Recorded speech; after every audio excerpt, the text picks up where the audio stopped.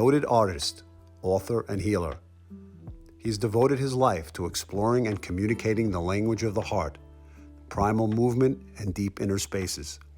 Over the past 26 years, he has taken thousands of people on a journey from physical and emotional inertia to the freedom of ecstasy, from the chaos of the chattering ego mind to the blessed emptiness of stillness and inner silence. Today's inspiring mind is Ernesto Ortiz.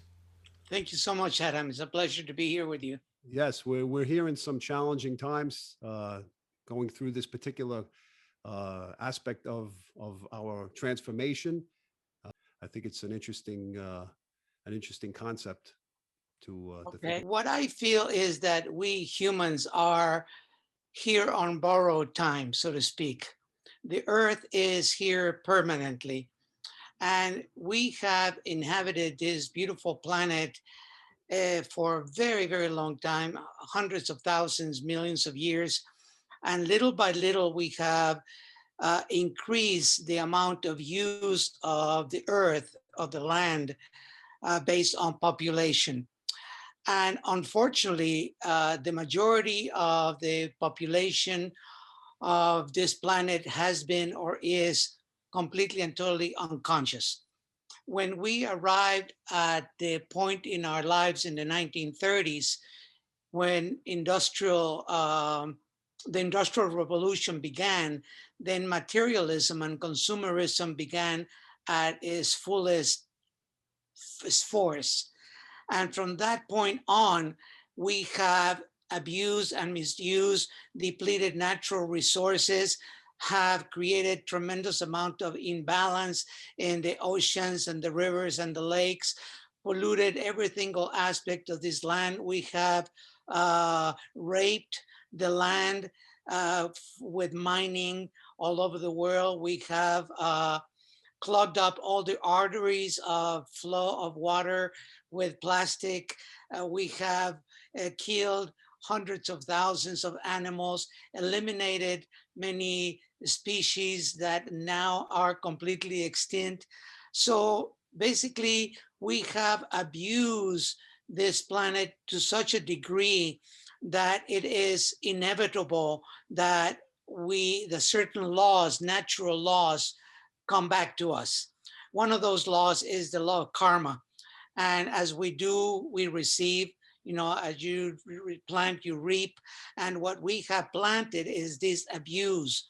And the earth seeks balance all in itself.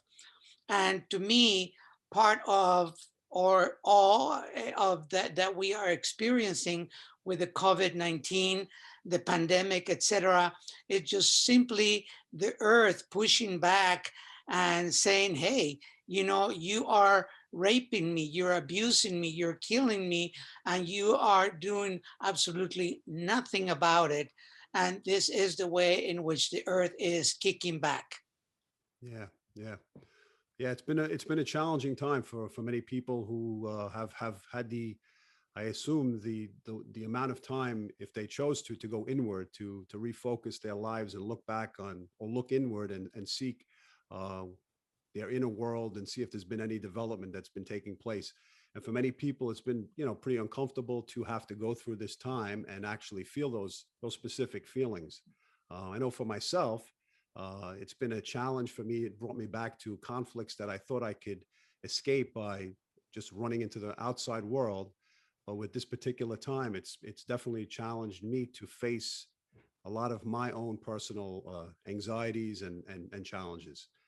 Yeah. Um, Well, I believe that people that are waking up, everywhere in the planet or have already awakened, are beginning to feel or to recognize precisely what you are talking about. But unfortunately, we're still facing the sad reality that many hundreds of thousands of people are still embracing the old mentality, the reptilian brain, the patriarchal dominated world that is plagued with ambition and with difficulty and war and all of that. And these individuals, instead of beginning to wake up, have created far more problems that we had before. So domestic violence has increased tremendously. Abuses of all kinds have increased tremendously. And so this is sad, but at the same time, there are hundreds of thousands of individuals that are beginning that waking up process.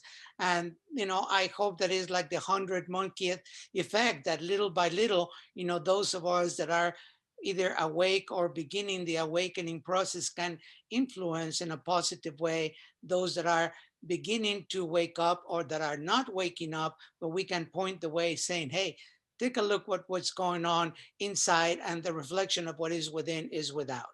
Yeah. So for example, in a time like this, as we just mentioned, the pressure to change is more readily available. But looking at your particular life, which was years ago when you went on this path, if you could just segment into the story of where your path began and how your transformation began to put you on this specific path. Oh, wow. Well, my path began when I was very young, 7, 8 years old. I was very lucky to have been born in a very well-to-do family in Mexico City. And my family owned banks and movie theaters, real estates, and they also own coffee plantations in the state of Veracruz in Mexico. So whenever we had time off from school, vacations, etc., we went to the finca, to the ranch. And the first thing that I wanted to do, instead of going inside the house and learning how to play chess with my cousins, I just kicked off my shoes and went to be outside with the workers. And at first they accepted me because I guess I was the son of the owners. But as time went by, they saw a genuine interest on their lifestyle and their way of being. To me, it was a beautiful opportunity at that early age to begin to see the duality between the world of richness and the world of avarice and greed, because that's what they wanted, and also the opposite, which was the very simple way of Mexican mysticism and shamanism. I didn't know at that time what it was, but that is what I was exposed to. So by the time I was 8, 9 years old, I was fully integrated into the life of this group of people. And they were doing shamanic ceremonies. I didn't know what it was, but the man or the woman, there was an elderly couple that were like the shamans of this large group of field workers. And they came to me with herbs and smoke and alcohol, and were beating me with the herbs and blowing the smoke and the alcohol. And I'm going, oh my God, what is this? I don't know what this is, but I like it. Yeah. And when I was 11 years old, something very specific happened, which was the shaman using an egg on the body of this woman. He was working around her neck, down her armpits, and maybe I've seen before, but did not register. But at that particular point, it did register. And when this man cracked the egg, what came out was black, black, black, like molasses. Mm. And at that particular point, I said, wow, I don't know what that is, but I want to learn how to do it. And that type of affirmation from the mind of an innocent child was so powerful, I guess, that the doors began to open sometime after that. So by the time I was 16, I was fully exposed to Mexican shamanism and mysticism. Uh, as I continued to immerse myself with this group of people, they opened my third eye to start seeing beyond ordinary reality, to begin to see the extraordinary reality of Mexican mysticism and folklore, which was so incredibly beautiful. So by the time I was, 17, I knew that I did not belong in the family that I was born into, that I had a clear sense or vision of these two different worlds. And I told my mom when I was 17 that I was leaving my house. And she said, well, where are you going? I said, I don't know. I want to go and explore the world. And she tried to bribe me with money and trips to Europe, etc. I told her, I'm not for sale. And in fact, I'm going to divorce you.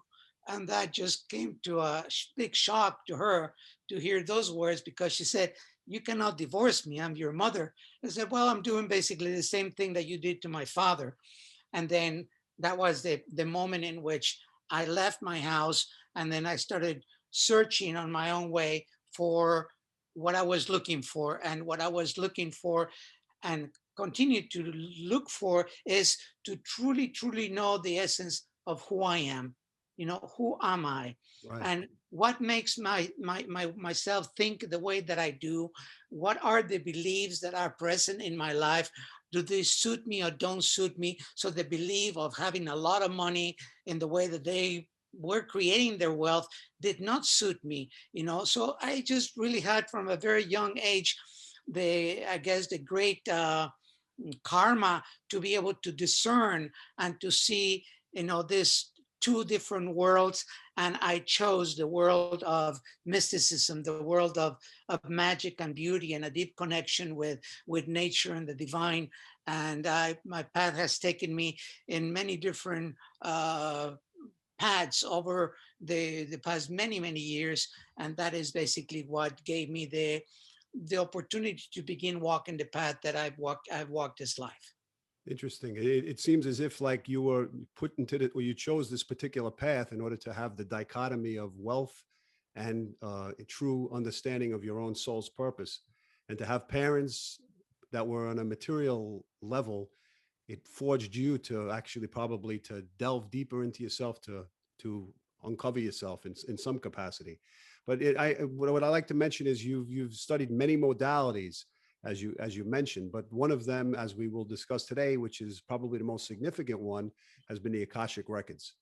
Yes, And I'm familiar with the Akashic Records myself, and I've used it as a tool to dig deeper into my own soul's journey and path. And I actually read your book years ago, and it put me on the path to having a deeper understanding of that connection. very cool. So, yeah, for me to talk to you is inspiring about this particular subject. And what I wanted to know is, why did you find it to be the most profound work for yourself? I think you might have mentioned. Um, because it has given me the opportunity, or gave me the opportunity, to completely and totally reinvent my life. About 26 years ago, a big hurricane came through Miami, Hurricane Andrew, and that hurricane completely devastated my life. I had three retail businesses in crystals, jewelry, visionary art, etc., and they were completely wiped out. My home was completely destroyed, and I found myself living in my car, for about 2 weeks. So in a way, prior to that, about 3 months before, my mother had died. So it was a very powerful time in my life that put me face to face with my own inner truth and inner reality. And it pushed me into the exploration of the dark night of the soul. And if anyone has experienced that, that it's almost as if you are in this cave where everything is completely and totally black with no way out. And for me, the guiding light, the point that guided me towards coming out of the cave and gave me the means to start restructuring the totality of my life, has been my connection with the Akashic Records. So to me, I am my own living proof of how the guidance that we can receive from the Akashic Records can completely and totally transform your life. Yeah. If somebody was overhearing a conversation about the Akashic Records and never heard of it, how would you best describe it, to make it understandable or comprehensible to them? Well, we can talk only about the Akashic records, but the Akashic records are only a small portion of Akasha. So maybe we want to start exploring the word Akasha and then begin to reduce it to have the understanding of what the Akashic records are. Okay. So if that is okay with you, then, Akasha is a Sanskrit word that means primary or primordial substance. So what that means is that all substances that exist everywhere in the universe took birth out of Akasha. So at a scientific point, from the scientific point of view, now we have the validity or the understanding that there is a field that exists everywhere in the universe that is very dense, and it moves very slowly from past to present and will continue into the future. And the function of this field is to record information out of the output of energy of every living organism, and everything is alive in the universe.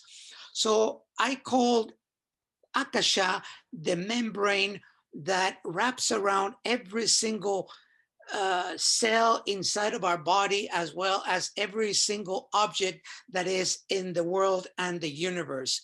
So this is that substance that holds everything together in the universe, and it's also recording the information that we are, or every living organism is giving. Okay, so that's a big, big, big, big, immense picture that, in honestly, I cannot completely understand it myself. It's just Right. way too Right. big. So from that universal way of looking or viewing Akasha, we can reduce it down to a way in which we can more understand it. And that will be the energy output of our Mother Earth. So the earth in itself is producing a vibration constantly, and that vibration is being recorded in Akasha. So we can say that the world, the earth, has Akashic records based on all of the energy outputs that the earth has given from the time of its inception to the present time.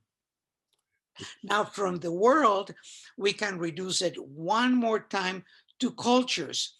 And we can see the different cultures from around the world. We can see the conflicts that have existed for hundreds of years with some of the Middle Eastern cultures, etc. So, and the French culture, the Spanish culture, the Black culture, all of them have a very unique imprint based on the output of energy that we have given Akasha from the energetic point of view.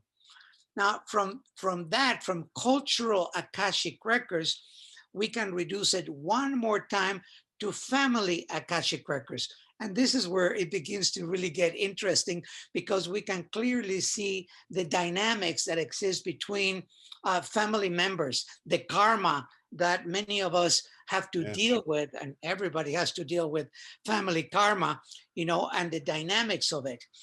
So the family as a whole, as it's been moving from one generation to the next and to the next and to the next, has created Akashic records for that family. And they have been following us from past to present, and they will continue to the future. So now from family, we can reduce it one more time to our own individual Akashic records. So our own individual Akashic records are the recordings of our soul's evolution from the time of the soul's inception to the present moment. So all of our lifetimes have been recorded in the Akashic records from the imprints that we have left behind. So today we are living or experiencing the sum total of all of our lifetimes in the now. So the Akashic records can show us with clarity what we have created in the past, how we are dealing with our lives in the present, and how to create the best possible direction to take into the future. Yeah. Very, very interesting concept. It's almost as if a ripple effect from our own personal energy rippling out to that field. And then I guess in terms of the reading those ripples in terms of a hologram, either through hearing, sound, vision, whatever the person is able to comprehend or perceive. In terms of understanding the Akashic record on a scientific level, I know that there's been an understanding in 2014. I believe Irvin Laszlo had a conference in Milan that tied the scientific world together with this mysterious field. And maybe you could just you could fill us in on that particular event. Yeah, definitely. Yeah, Professor Irvin Laszlo is a fantastic scientist. He's got written numerous books on Akasha, not so much the Akashic records, because he views Akasha from the scientific point of view and not so much from the mystical, or the metaphysical, spiritual point of view. I have had the great opportunity to be twice with Professor Laszlo in the same space, doing a symposium in France, and great opportunity to talk with him from the spiritual point of view of the Akashic records, while he was validating everything for me from the scientific point of view.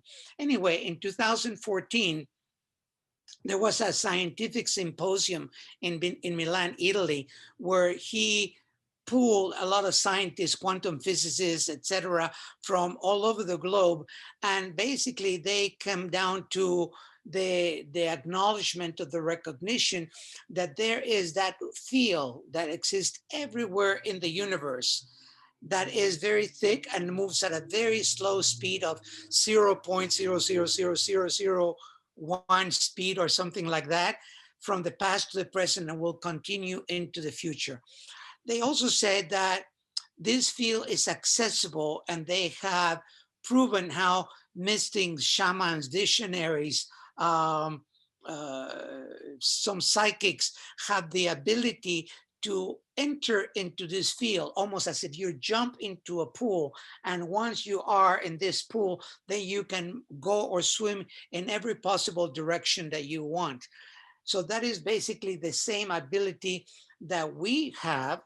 Maybe we don't have the capacities of a shaman or a mystic, but we have a sacred prayer that was given to us by the Mayas that gives us the access to the Akashic records or the Akashic fields, so we can have from within an exploration of the same.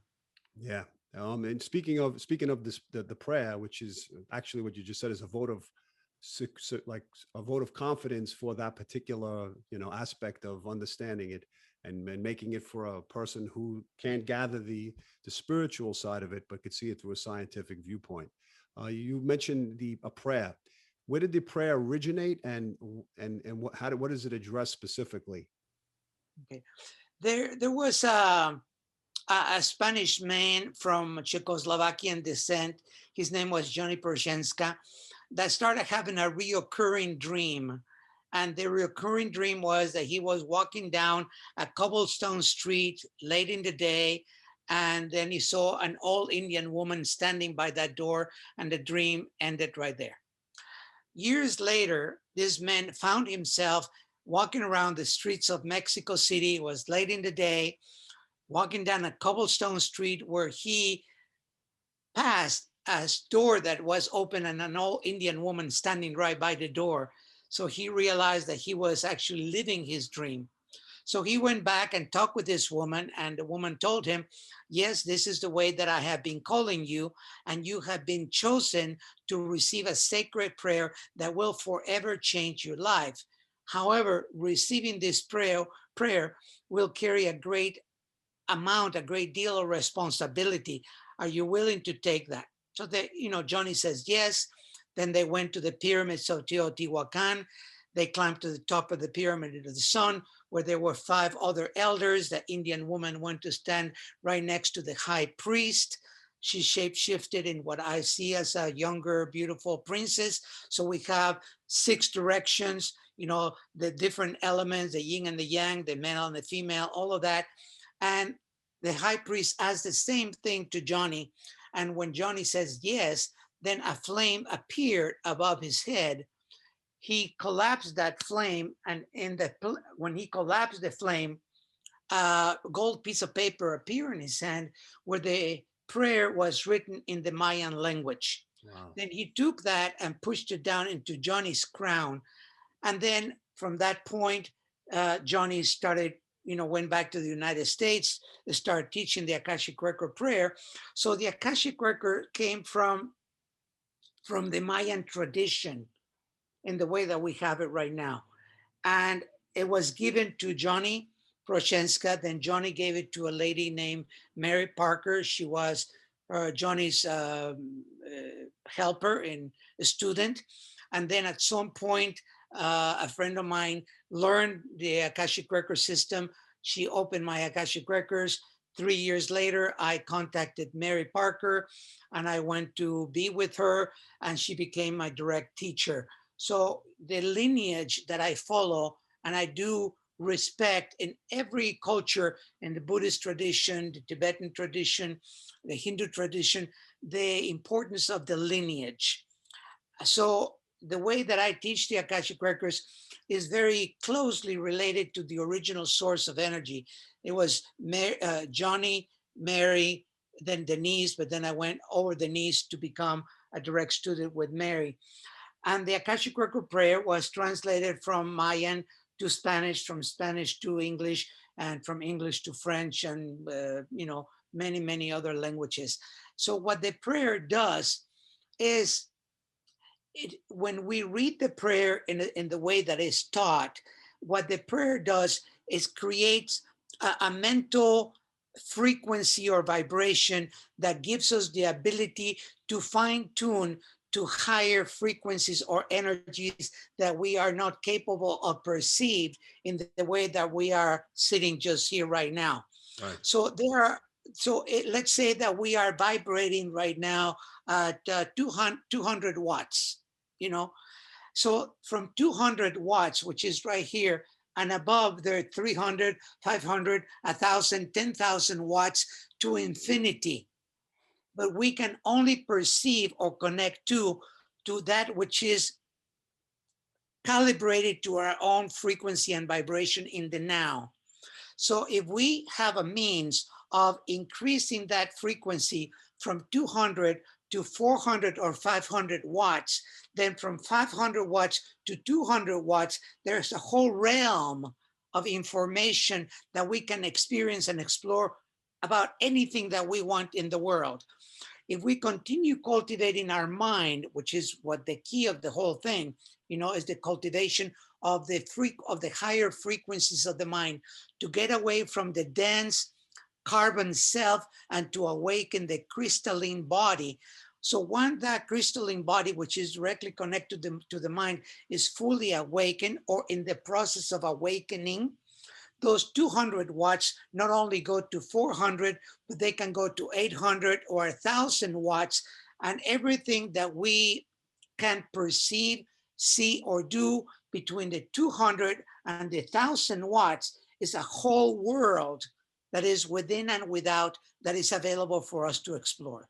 Yeah, it's fascinating. I mean, for the layman who's never opened up the records and has never done this, it's an interesting road to travel in, to find that soul purpose, that soul energy, and that whole eighth chakra, as you, I think, described, going from the eighth chakra to the seventh chakra. But many of the people who already are accessing the Akashic Records sometimes meet interference in terms of accessing the information that they seek to find with their questioning. And maybe you could describe some patterns of interference that take place when a person does access the Akashic Records, or what that actually is. Oh, there are so many patterns of interference that's why I truly recommend that if anyone really wants to understand the Akashic Records, that they take a class with someone that is truly qualified. There's so many people that are teaching the level 1 and the level 2 in a weekend. And to me, that's just such a disservice to this system. I teach the level 1 class over 4 days. Just imagine the amount of information. And I love to talk about this, right? Yeah. And then the level 2 class is over 5 days. So, there's so many patterns of interference. Patterns of interference is anything that at all that can be either internal or external that will keep you from making that connection to Akasha. Patterns of interference can be fragmented pieces of the soul, and every one of us, if you have ever experienced trauma in your life, from mild to severe, at the moment or at the peak of the trauma, a piece of the soul gets disconnected. In shamanism is known as soul hunting or soul retrieval. Right. Okay, so that means that a fraction or a piece of the soul that is connected to the experience that you're having at that moment gets disconnected from the self, and it's just lingering, and it will stay lingering for dozens of years or maybe an entire lifetime until it gets reconnected. So the disowned self, these are parts of the self that, so soul fragmentation can take place at any time during life, from pre-birth to just a few minutes before death. Now, the disowned self only happens during childhood. And this is the mystical child, the rebellious child, the adventurous child that wanted to express freely all of these things, but at some point was not okay with your family. And then you receive discipline for having these crazy ideas of knowing or having conversations with your unseen friends and things like that. So these are parts of ourselves that are going to come up to create a pattern of interference only because they want to be noticed. It's like they're saying, hey, hello, I'm here, take a look at me, acknowledge me so you can ask me to come back and reconnect with the self again. Beautiful and powerful work. Wow. But patterns of interference can also be severe arguments that we have with someone. One that is very, very big is lack of forgiveness. Okay, so many people in all of my classes, I ask, how many of you are experiencing or have issues of forgiveness, either forgiveness to yourself or others? And 95% of the people raise their hand. Well, when you're dealing with issues of forgiveness, and if they're very strong, these issues of forgiveness or lack of forgiveness, that will create a pattern of interference.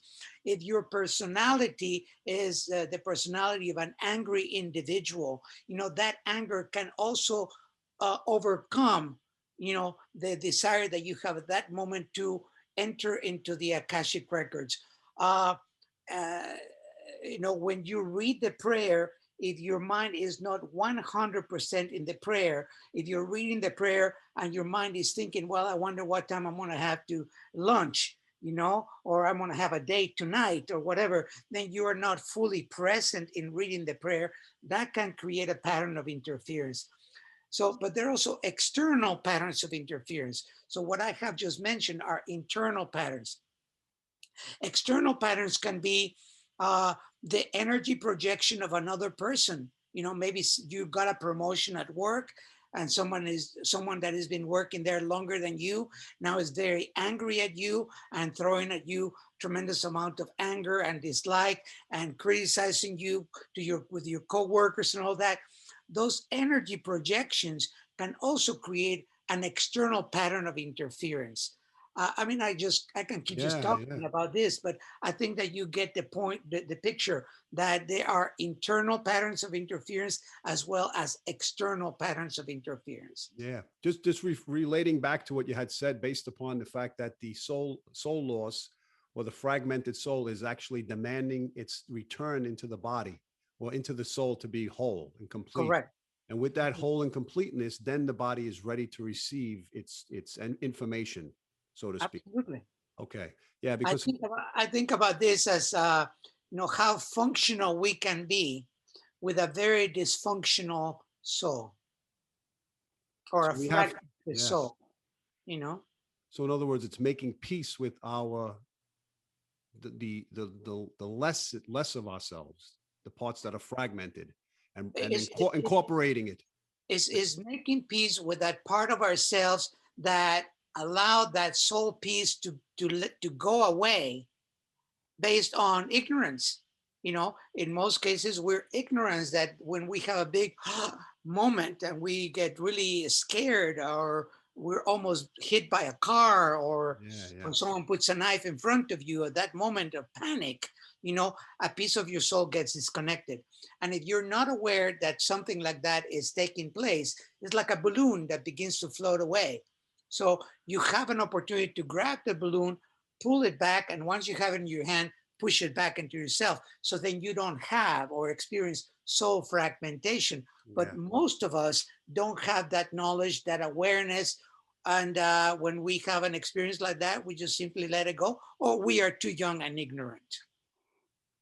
But however, sitting in the energy of the Akashic record, in the Akasha, does allow the higher mind to almost stimulate the lower mind into a place of receiving new information, or is it a decision of the soul, not a decision of the soul, so to speak, but in other words, it's the higher mind speaking to the lower mind in terms of receiving information and creating a change in pattern? Yeah, you can call it like that. You can say that. Yes. Yeah. Yeah. Okay, when in terms of the Akashic records, there are like three aspects you've written about. You've spoken about the view, the meditation, and the action. Maybe you can elaborate on that. Okay. Uh, Before I answer that question, I think it might be a good idea to, since I mentioned, forgiveness, or, in the case of trauma, soul fragmentation, one of the most beautiful, and I mean beautiful, aspects of the Akashic Records is that once we are inside of that pool of Akasha, we can swim from the present to the past in a very easy way. I have never found another method that allows me to do that. So by being inside of the Akashic Records, we can bend time in a very simple and easy way. So we can go from the present to the past, instead of doing it in a linear way, we can do it in a way in which we're collapsing time and folding it into one. So what that means is that the you in the now, the individual that is conscious and doing the work in the now, we can go from the present to the past by bending time to the moment in which the trauma occurred or the abuse took place or anything like that. And then we can have a dialogue with ourselves back then. So the us in the now has a dialogue with the us back then, and then the us back then has the opportunity to either dialogue with another person if we cause harm to anyone else and ask for forgiveness, or we can dialogue with ourselves as that moment of trauma took place and bring the energy to balance. So the story can never change, but the imprint, which is the emotion that the story left behind, that is what will change. And once we take care of that imprint, that energetic imprint, we eliminate the karma completely. So now coming back to the view. Yeah.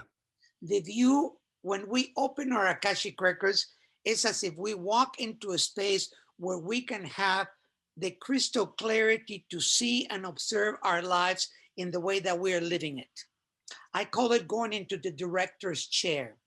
Imagine that your life is, or anyone's lives, is a theatrical play. And we are the principal actor. The family is the rest of the actors or players, but we are also the director of that play. So during childhood, our parents gave us the script. They had no other choice. And the script had the belief systems, the culture, they mold us in the way that they wanted us to think, etc. It's done. But once we become an adult, then we don't have the use of that script anymore. And we can write our own script. However, many times the script that we have in the present is still being dominated by the imprints, the mental imprints and the beliefs from the past. So the view gives us the opportunity to go into the director's chair, and from the director's chair, being able to see with clarity the way that we are acting within that theatrical play, and to also to see how other individuals are acting within it as well. So then we have the choice to say, I don't like the way that this person is acting, or this person is toxic, and this person is bringing too much anger and negativity. So I'm going to give him a new script. It's your play, it's your life. So when you give them a new script, you say, hey, you're too toxic, too negative. If you don't want to, if you don't change, if there's, these are the elements of change. If you don't want to change, then I'm going to have to separate myself from you. And that is the healthy thing to do until they have the opportunity, maybe through your own process, to awake themselves. So the view can give us a clear vision of whatever is in front of us, and then how to make the right changes. Now, from the view, and this is a very simplified way of describing the view. So from the view, now I know this. Now I'm going to take it with my Akashic Records open to meditation. So meditation with our Akashic Records open becomes the laboratory of the self. That is where we go to work out and see all of the elements of what we receive from the view. So once we have the view and meditation fully integrated and we have the complete and total understanding, then we can take the next step, which is action. And the action is going to be based on what we receive from the view and meditation to take our lives, in the direction that we want, to know what are the obstacles, how to remove them, the people around that we need to befriend stronger, the ones that we need to let go of, etc., etc., etc. So if we do the view and meditation and we don't do action, might as well don't do anything. You'll be wasting our time. So the key is to do the view, to have the clarity, the meditation, so we can fully understanding and integrate it into how to take the next step, which is the action piece. Yeah, it's interesting because many people find, I guess, the most difficult journey for us is to be able to reclaim our independence from families in terms of not feeling abandoned and not feeling like we have to follow the path or follow the herd, so to speak. I think you mentioned in terms of a karmic pool or dealing with people within a family of like 9 lifetimes, and how does that play into this whole cycle itself? Uh, from the scientific point of view, which I love science because it comes to validate many of these concepts that we know or we're learning from a metaphysical point of view. From the scientific point of view, we know that every 9 generations, the gene pool breaks open. Imagine a cookie cutter, and within that cookie cutter are all the family members that you are moving from the first life to the second to the third, and all the karmic dynamics between every one of us. And it gets to a point in which by the time we arrive at our 9th lifetime, with a group of souls, the genes that are within that karmic pool will break open. And those that are at the 9th lifetime will be able to jump out of that karmic pool and reconnect with another group of souls to begin a cycle of 9 lifetimes again.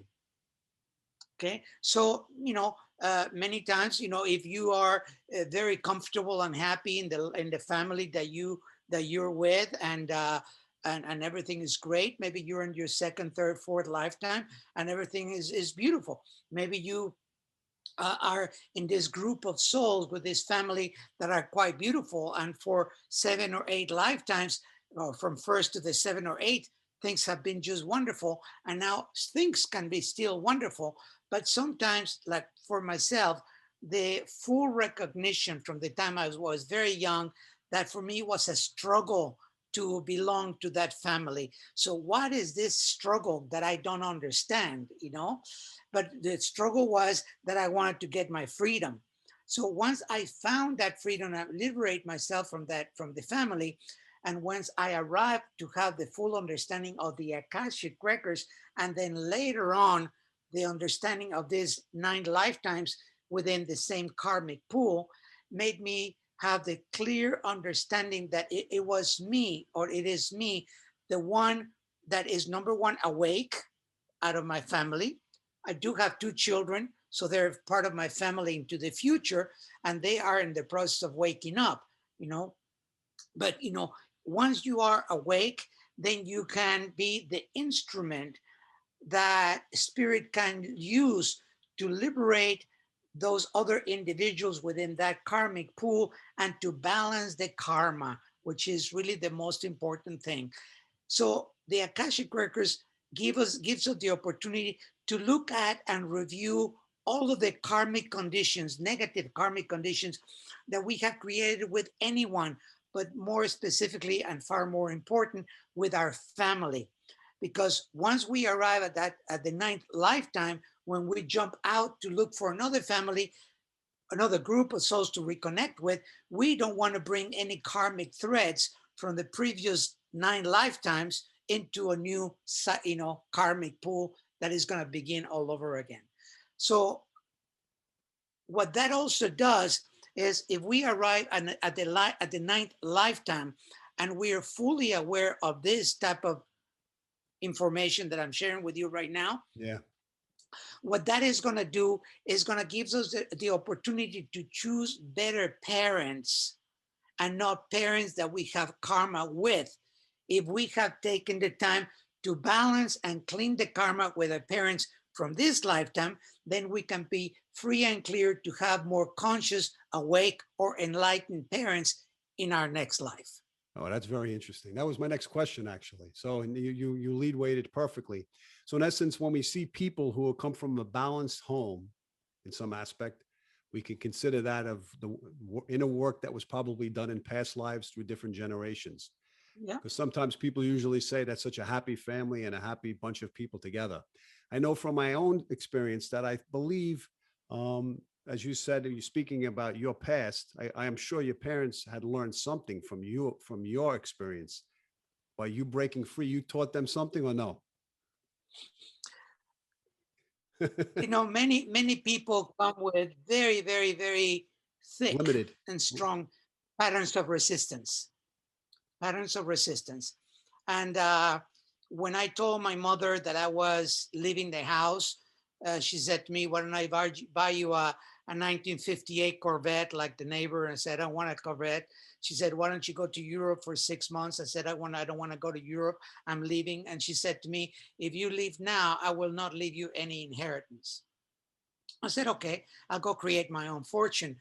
So 30 years later, she dies. Okay. And we don't have time for me to tell you the whole story, but basically, she did not leave me a nickel. Okay. And the way in which she died, basically right in front of me in my arms, when I was talking to her in the most loving, kind way that I can, the imprint that she created for herself when I told her, I'm leaving and I don't need your money, she got so angry that unfortunately the rest of her life she could not liberate that anger. Even though I tried to talk with her in many different ways, she was just so shut down. But that is exactly the lifetime that she needed to live. And at the same time, I came to the understanding with the Akashic Records is that at a soul level, my mom and myself, even though she had a very, very troubled relationship with me, not me with her, that we had created an agreement at a soul level for her to sacrifice one lifetime for me to be able to receive the lessons that I received. Now, this agreement can only be created out of the most pure divine love.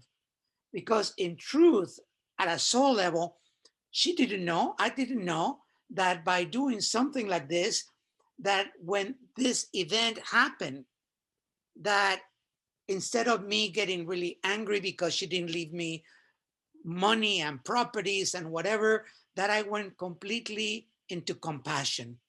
I went completely into understanding and gratitude for the service and the sacrifice that she made for me, and a sacrifice like that can only be made out of the most pure divine love. But it was a huge risk for her soul as well as mine.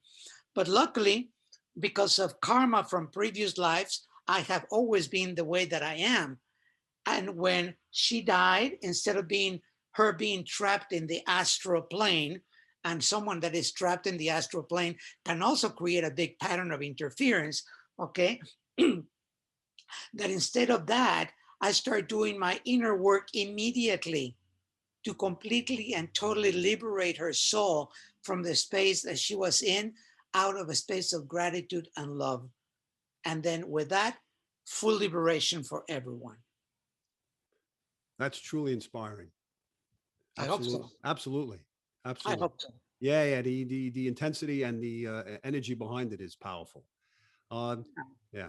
Maybe you can just fill the audience in on your work that you do at Journey to the Heart and exactly what takes place there and what you do. Um, Journey to the Heart is my company, and uh, and now it has grown to be Journey to the Heart International. It has been international for many years, but now there is a team of Journey to the Heart. So Journey to the Heart is not just me, but it's a group of conscious, mindful individuals that are committed to use the Akashic Records in every aspect of life. So Akashic Records and Shamanism, business, any aspect of life. And so Journey to the Heart is a company that is dedicated to bring the best possible teachings to the minds and consciousness of people for their own spiritual and personal development, so they can have a brighter, better life. Journey to the Heart has also transformed, or has a new branch, which is, I'm super excited about this. And I know that this will be my life's work, the end of my life's work, which is Journey to the Heart of Children. And this nonprofit organization, a foundation here in the US, 501, whatever it is, that is going to start with our next trip to Peru next June. And we're going to go to a school and build a playground, to remodel the kitchen, rebuild the kitchen. The insulation in the classrooms is terrible. So we're going to insulate the classrooms and do whatever it is that we can to bring a better life to children anywhere and everywhere in the planet. That's beautiful. So anybody can access the site at I guess journeytotheheart.com. Is that the Yes. site? Yes. Okay. I'll put all that information down.